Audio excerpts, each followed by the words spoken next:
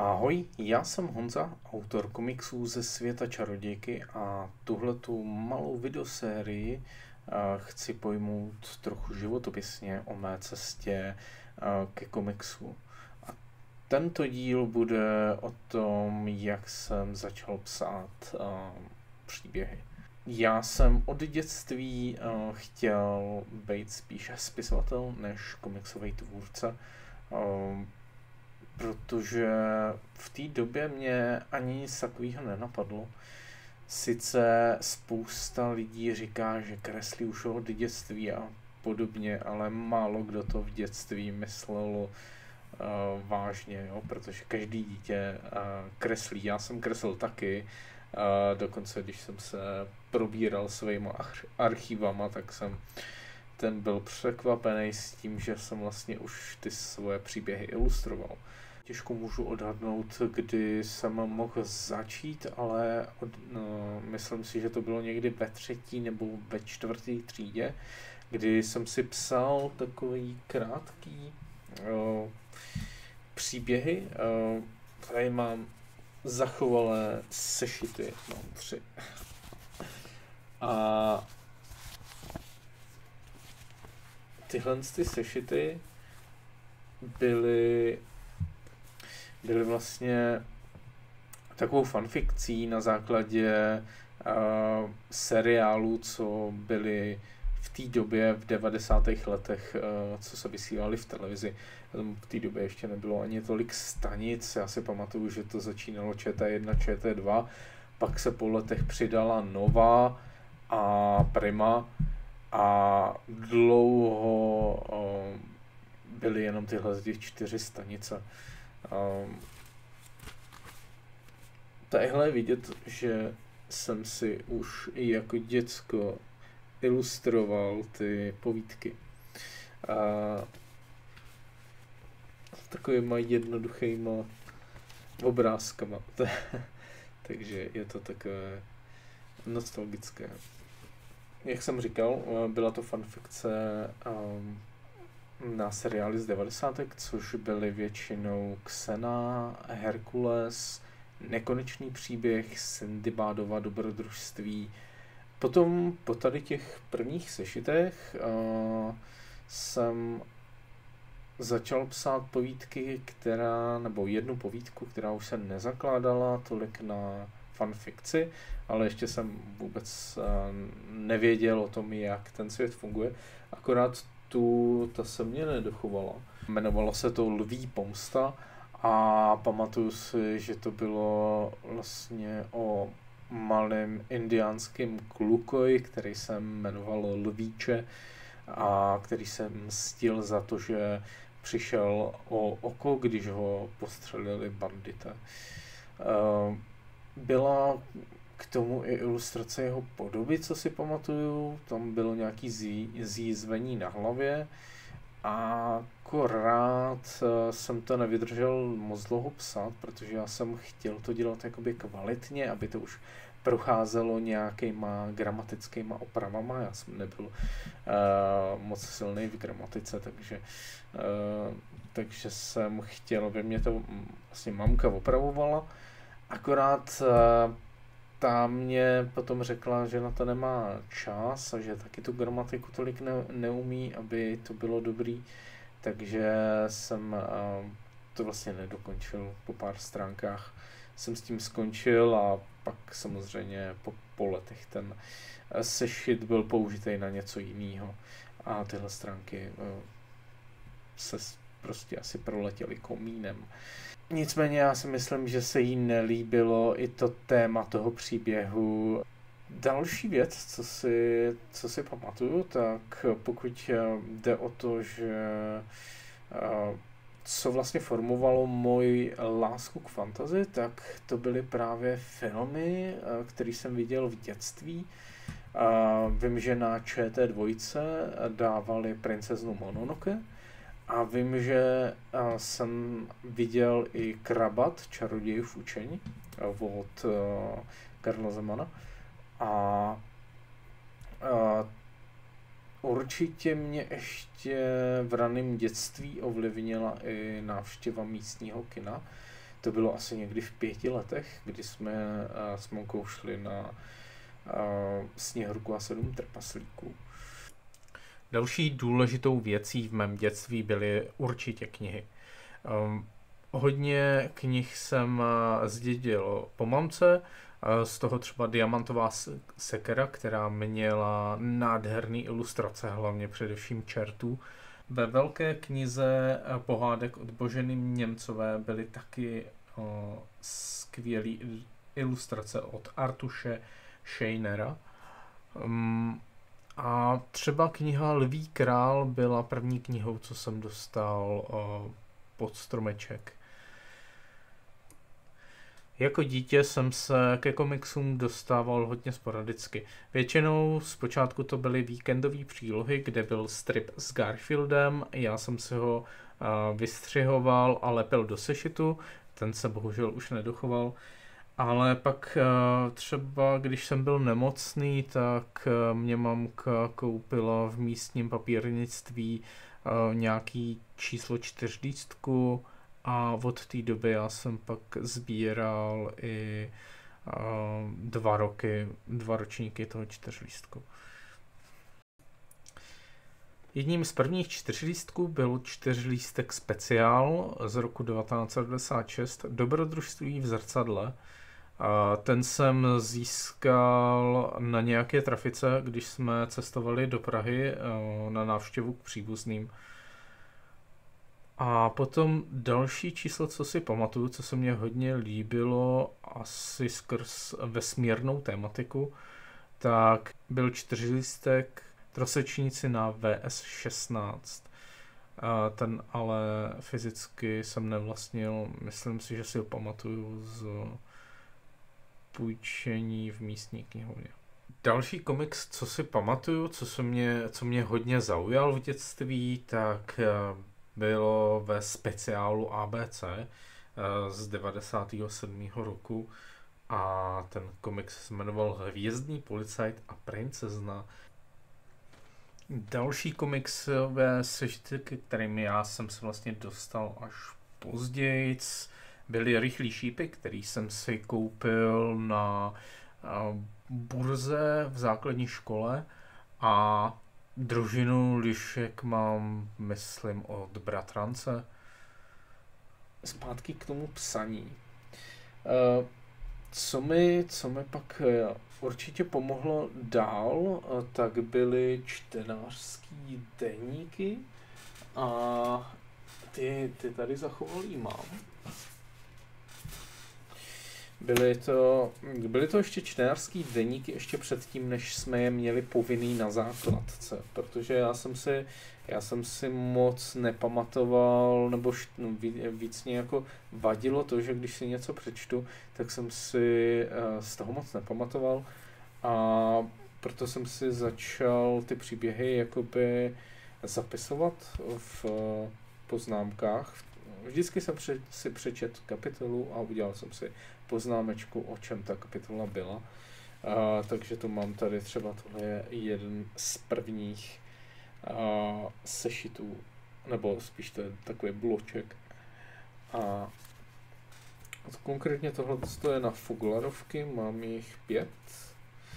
A pak tady bylo i na jiný dobrodružný už knížky. Dál třeba v 6. třídě jsem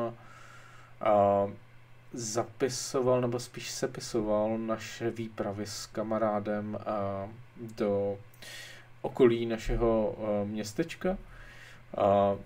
Právě na základě těch Foglerovek jsem se to snažil popsat trošku víc jako dobrodružnějc, nějak záživnějc, takže to určitě taky posouvalo moje spisovatelské schopnosti v tímhletím směrem. A další, tak tady mám nějaký snáře. Zapisoval jsem si sny. Ty, který jsem si pamatoval a ty, který se mně líbily, tak jsem si je zapsal a možná, že jsem i nějaký pak příběhově rozvíjel, ale to už si to nepamatuju. První opravdovou povídkou bylo, že jsem v v 7. třídě sepsal příběh, který se jmenoval Pátek 13. A bylo to ovlivněné i těma našima dobrodružnýma výpravama. Byl to příběh o tom, že my jsme vlastně s kamarádem, tam byly fiktivní postavy, už nevím, jak se jmenovali, ale s kamarádem já jsem psal v ich formě, takže můžu to tak prezentovat. Jsme prostě šli na nějakou výpravu dobrodružnou do nějaký jeskyně, nebo objevili jsme jeskyni za řekou, za vesnicí a v té jeskyně byla prostě nějaká chiméra. O tom byl vlastně ten příběh, potom objevili jsme ji tam a pak utekli. Jedno z mála to prošlo i přepisem a v 8. třídě jsem to pak prezentoval před třídou, jsem tam měl čtení v rámci zadání Nesmyslný příběh, takže mě nenapadlo nic lepšího, než tadyhle ten příběh si přepsat. A pak jsem asi víc jak půlku hodiny strávil čtením toho příběhu tam.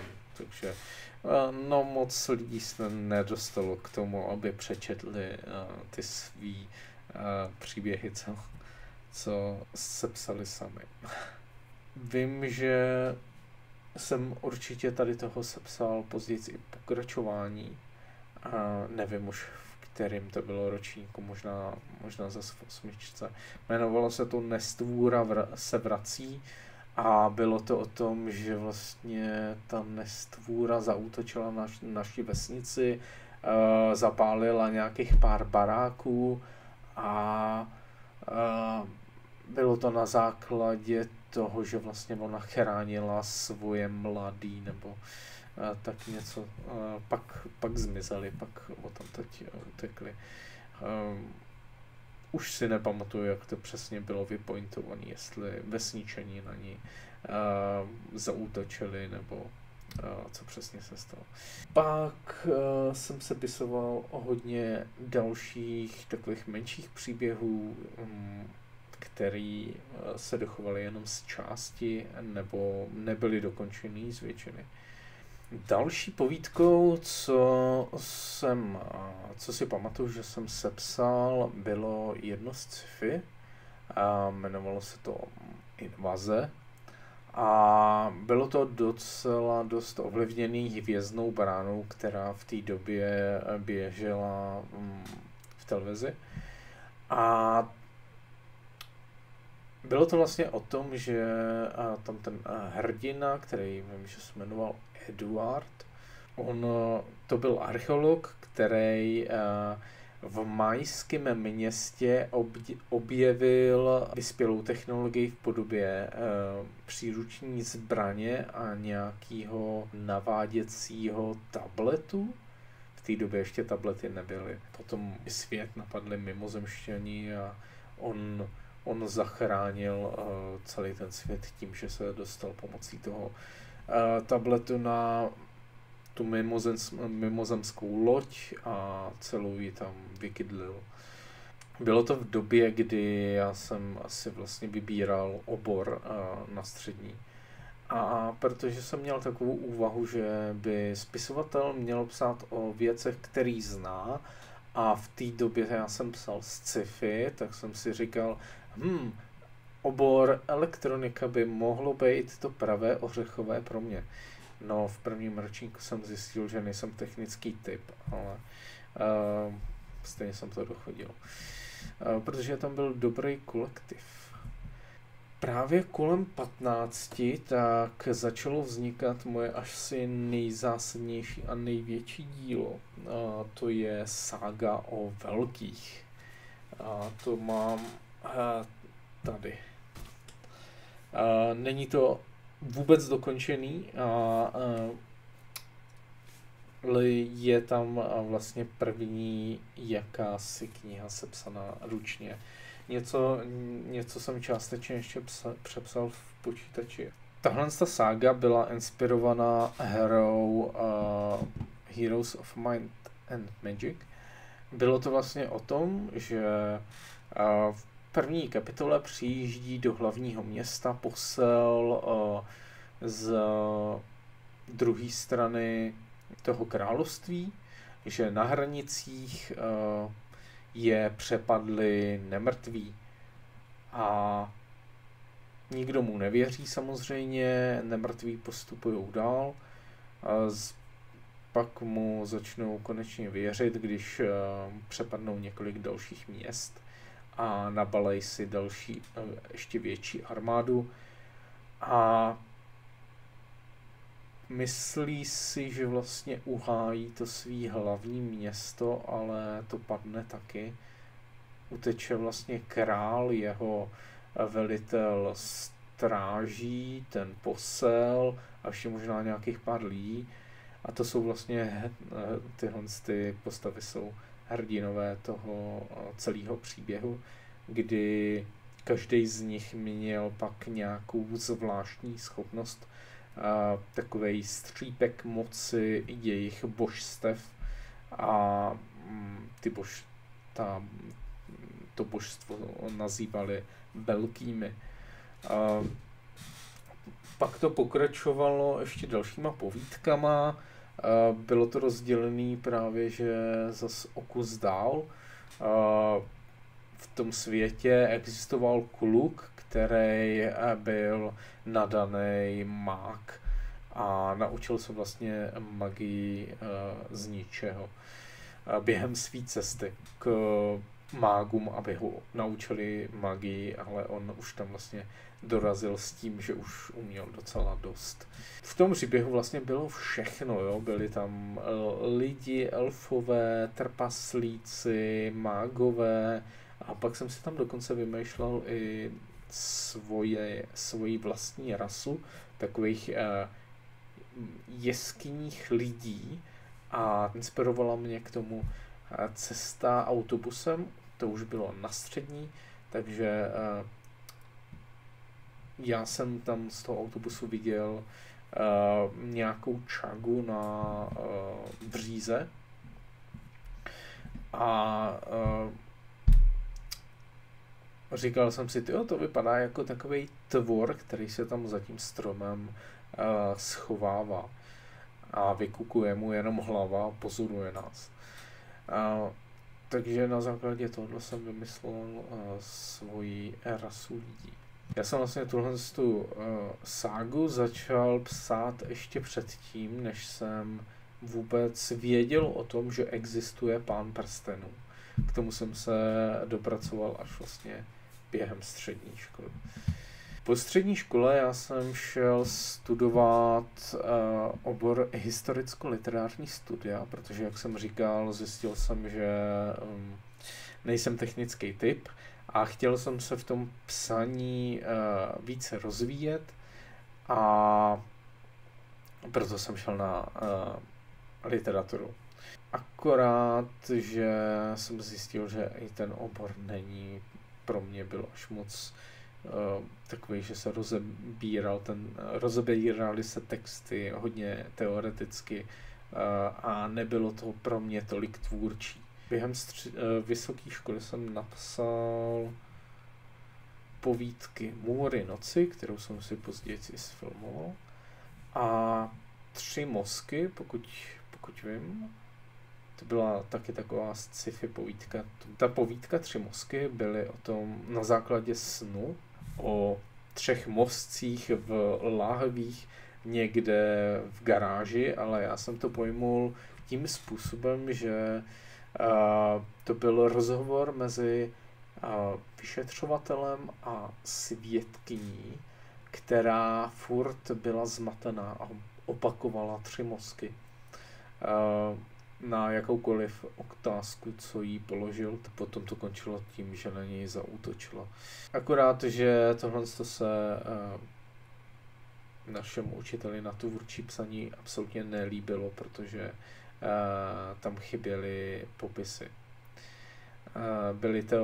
Byl to prostě čistě jenom takový experiment a pojatý jako rozhovor mezi tím vyšetřovatelem a tou svědkyní. Ještě v té době jsem napsal jednu fantasy povídku, která se jmenovala Serunadas, ale už si nepamatuju, o čem to bylo. Jako poslední povídku jsem napsal v roce 2009, jmenovalo se to Specialita podniku. Byla o tom, že hlavní postava, nějaký chlápek, přijíždí do opuštěné hospody uprostřed lesa a dá si tam specialitu podniku. On ani nemá na výběr, jo? Oni tam mají jenom to. A později jakoby zjistí, že tam jsou vlastně 3 štamgasti, který furt na něj koukají a on, když jí to jídlo, tak vlastně každá ta postava mu evokuje nějaký pocit a ve výsledku potom zjistí, že to jsou 4 jezdci apokalypsy. 4. je samozřejmě hostinský. No a to byla vlastně poslední povídka toho období, pak už jsem žádnou nenapsal. Dodnes, dá se říct, když nepočítám komiksový scénáře. V té době jsem vlastně neskončil jenom se psaním, ale já jsem tam vlastně skončil i s vysokou školou a jednak bylo to hodně moc zklamání z toho oboru a další věci, co se tam na mě nabalovaly. A vlastně jsem nastoupil do zaměstnání a zkoušel jsem si trošku vydělat nějaký peníze, že jsem chtěl jít dělat něco víc tvůrčího a tu další věc, po který jsem vlastně toužil, byla ta filmařina. Na základě toho já jsem si koupil tehdy kameru a mám ji tady. Tohle se byla taková malá první a jediná vlastně kamera. To bylo ještě před telefonoma a je to na kazety. A sice už v té době byly digitální, ale já jsem četl hodně recenze o tom, že na kazety je lepší než v té době, co byly digitální. A pak už vlastně to byla asi jedna z posledních kazetových kamer, co jsem si mohl pořídit. Během toho jsem se vlastně i pouštěl víc do čtení knížek o filmu. Tohle knížku můžu doporučit, vím, že mě hodně bavila a dozvěděl jsem se tam o různých filmových technikách, natáčení, pojmy a tak. Tohle, jako, kdo chce studovat film, tak si myslím, že je to pro něj nezbytný. Ale pochybuju, že se to ještě dá sehnat. Takže maximálně nějaké knihovny. No a potom tohleto je další kniha, která se věnuje našemu českému filmu a taky můžu doporučit. Kdo chce se dozvědět víc o českém filmu, tak tahle ta knížka je docela dost přehledně napsaná. Začíná to v roce 1898. Já jsem si mohl ho natočit i díky tomu, že jsem ještě vlastně na vysoký chodil na historický šarm. Tam mě bavila scénika hodně.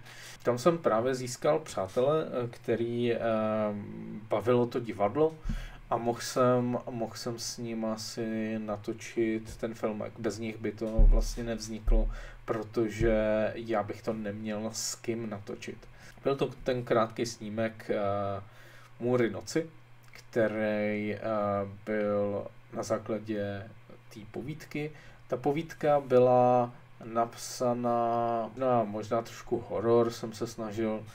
A byla tam zkušenost se spánkovou paralýzou, takže tu jsem právě promítnul nejdřív do té povídky a pak i do toho filmu. Ten film vznikal mezi roky 2009 a 2010. Jak jsem říkal, musel jsem se naučit filmařinu, práci s kamerou a hlavně i práci v Adobe Premiere. A vůbec i animaci jsem si tam zkusil, protože je tam taková bytost, musel jsem ji naanimovat, aby udělal jsem prostě 5 snímků stop motion animace. A dokonce i hudbu jsem si tam skládal sám v jednom hudebním programu, který jsem v té době sehnal. Ale můj věk furt přibýval a sen o filmu byl čím dál tím vzdálenější. Nějakou chvíli jsem i fotil. Koupil jsem si zase ze svých uspořených peněz zrcadlovku. Bohužel nenatáčí, bylo to čistě jenom na focení, nenatáčí to videa, takže já jsem to už potom nemohl třeba použít na streamování.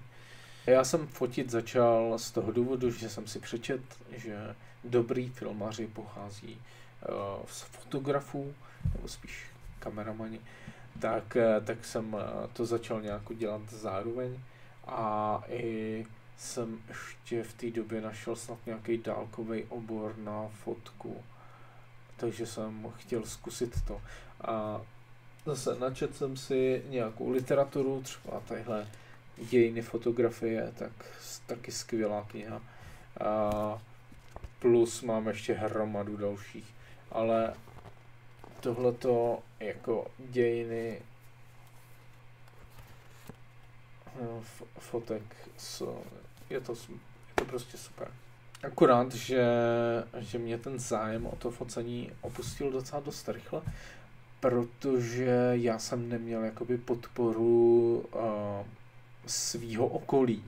Fotil jsem si potom ještě sám, měl jsem i svůj takový malý fotoateliér přenosnej, ze kterého vlastně tady používám softboxy na streamování. A to bylo všechno. Tak, v tomto období velkého zklamání jsem pocitoval i velkou absenci fantasy a právě proto jsem objevil seriál Avatar Poslední vládce větru a chtěl jsem víc takovýchhle příběhů. Vlastně jsem znovu objevil ten animovaný svět. No a chtěl jsem další takovouhle animovanou fantasy, takže jsem chvíli hledal a našel jsem další seriál, respektive už anime. A to bylo Zero no Tsukuyomi. Na základě toho jsem si později pořídil i u nás vydávanou sérii ve službách nuly. To anime je taková moje srdcovka. Mám všech 7 dílů, co u nás vyšlo. Prej je to hodně vzácný. Další seriál takový byl Bleach. A v té době se mě vlastně otevřel svět anime seriálů a mangy. Začal jsem to konzumovat opravdu ve velkým, začal jsem to sbírat.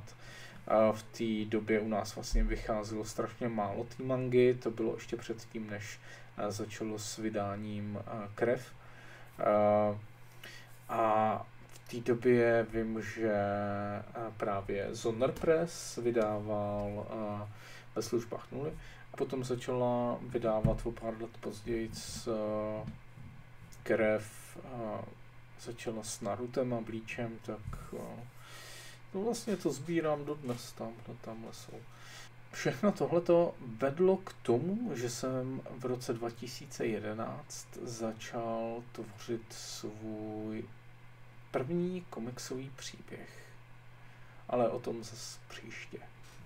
Takže já díky všem, že jste se podívali na tohle video. Můžete přijít na můj stream a budu rád, když si koupíte mé komiksy. Nebo mě nějak jinak podpoříte. Takže mějte se hezky a ahoj.